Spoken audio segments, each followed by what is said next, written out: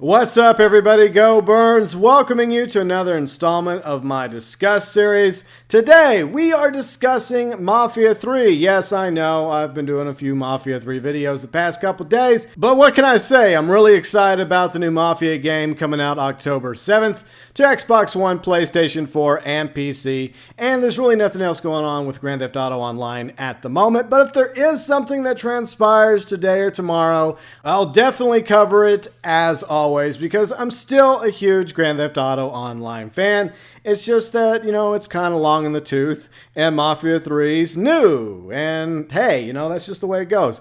Alright, so what we're going to talk about in this Discuss video revolved around Mafia 3 is we are going to talk about everything we know so far, or at least everything I think we know so far regarding Mafia 3. By the way, if I leave anything out or I forget something, feel free and chime in below and let me know, are you excited about Mafia 3 coming out in October? Are you planning on getting it? And if not, what other games in 2016 are you looking forward to? But regarding the Mafia franchise, it all began back in 2002 on the PC with Mafia, aka Mafia: The City of Lost Heaven, which was obviously set in the fictional city of Lost Heaven, based somewhat on the city of Chicago. The protagonist was Michelangelo, and he made a brief appearance in Mafia 2. Not going to spoil anything regarding that appearance, but if you played Mafia 2, you probably already know about it.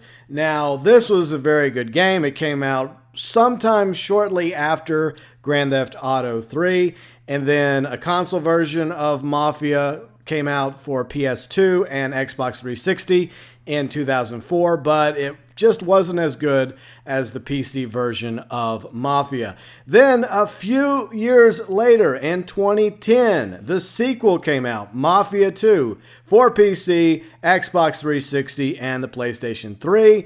This time, it would be set in the fictional city of Empire Bay, based mostly around New York City, and the time period for this game was in the late 40s, early 50s, and the main protagonist was Vito Scaletta, a World War II veteran that fought on the Italian front. And finally, 6 years later, we're getting a third installment to the Mafia franchise.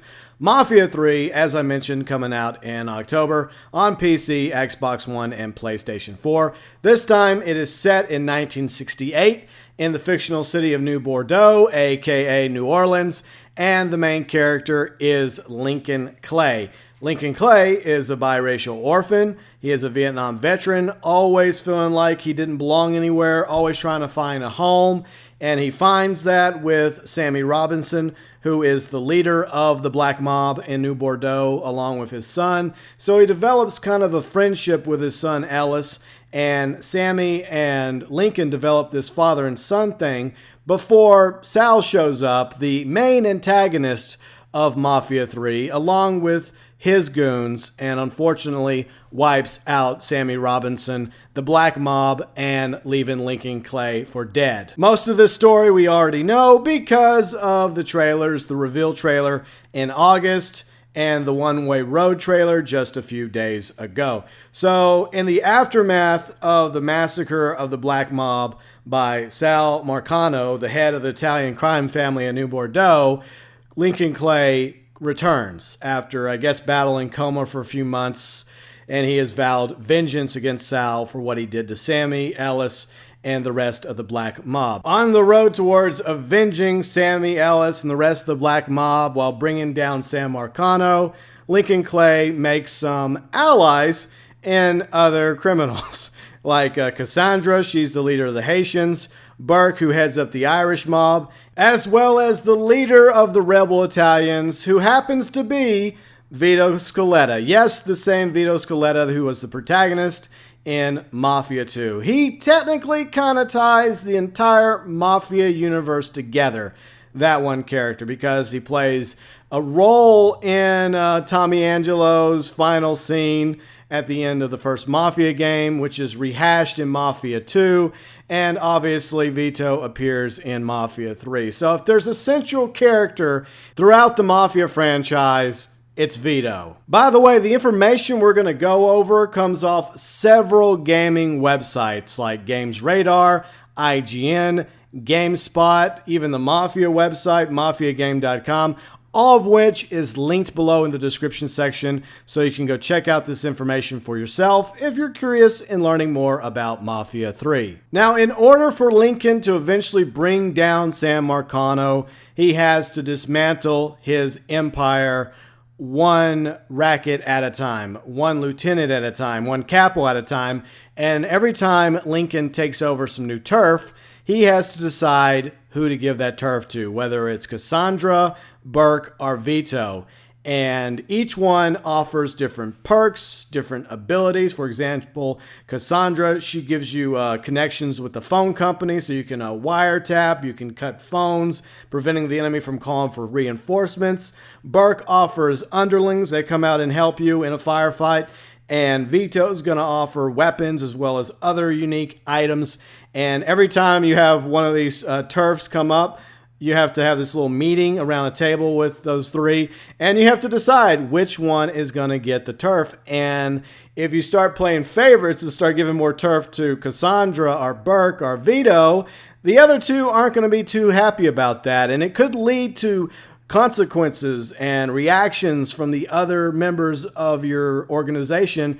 And there could very well be multiple endings depending on which lieutenant you end up favoring most and which one you end up screwing over. So I'm going to try and keep everybody happy. I know that's almost impossible to do in real life, but I'm going to try and divvy up the territories evenly between Burke, Cassandra, and Vito, because I just want everyone to get along, okay? I want to take out Sal Marcano and take over the criminal underworld of New Bordeaux and not have another firefight on my hands when it comes to dealing with Burke, Cassandra, or Vito, because I know what Vito's capable of because of what he did in Mafia 2. Now, regarding the city that you're slowly going to be taking over from Sal Marcano, district by district, there are 9 total in New Bordeaux, which include the French Ward, aka the French Quarter, the Industrial Ward, a suburban area, the harbor, the shipyard, downtown, the high-end district, a poor district as well, and the Bayou. Now, what really excites me concerning New Bordeaux compared to Empire Bay is that while Empire Bay in Mafia 2 was a beautiful city, there really wasn't much to do in it besides the main story. That's not going to be the case with New Bordeaux and Mafia 3. There's going to be a lot of stuff for Lincoln Clay to do. Not only the main story, but other things as well. Which is definitely going to breathe a lot of life in New Bordeaux, which makes sense because New Orleans is a very lively city. I don't know if you've ever been there, but it's a lot of fun. Now, each of these districts will have various lieutenants and capos for Lincoln to take down, along with unique rackets. Like, for example, there's going to be a lot of moonshining going on down in the bayou, obviously, because it's down the woods where you would expect steals to be. So Lincoln's going to be able to take over the moonshining business and hand it over to somebody. I'll probably hand that over to Burke. Now, one of the things I absolutely love about the premise of Mafia 3 is you get to go in and you can do it your way. You have freedom of strategy. The missions are open-ended. And Hangar 13's mantra, according to Games Radar, is quote-unquote, no failure but death. That means you can go in stealthy. You can go in guns blazing. You can wiretap the enemy to gain more intel and find out exactly how many enemies you're going up against and where they are in the building. You can have Cassandra cut the phone lines. Burke can call for reinforcements to aid you in battle. Plus, there'll be several options when it comes to entry. You could go through the main door, you could go through a side door, or some other way. I just love the idea of being able to go into a mission and play it exactly the way you want to. You don't have to be all stealthy unless you want to be. If you want to go in guns blazing, that's your prerogative, but you don't have to. You can go take down Sal's criminal empire the way you want to, not how the game tells you to. While Lincoln Clay is definitely going to have a lot of blood on his hands before the game's over, riddling his foes with lead, blowing them to bits, or brutally beating them to death with violent melee attacks, more options for you to choose from as Lincoln. You're not going to have to kill everybody. In fact, some people you may want to keep around after you interrogate them. Now, you don't have to keep them. You could kill them after you're done interrogating them. But if you don't kill them, they work for you, which is another example of freedom of strategy when it comes to how you play Mafia 3.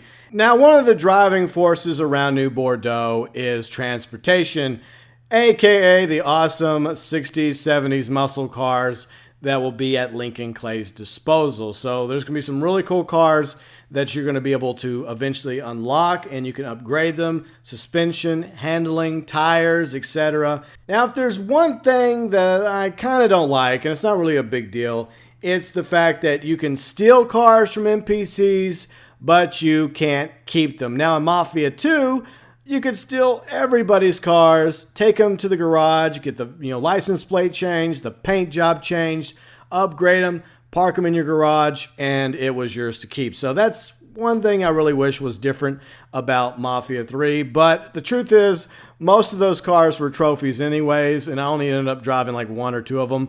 And chances are the cars that you will be able to unlock as Lincoln Clay in Mafia 3 will be so badass that you won't even want to steal anyone's car anyways. But regarding other modes of transportation, to be honest, with the exception of possibly the trolleys, because there will be trolleys in New Bordeaux, because there's trolleys in New Orleans, I wish we knew about other possible methods of travel besides driving.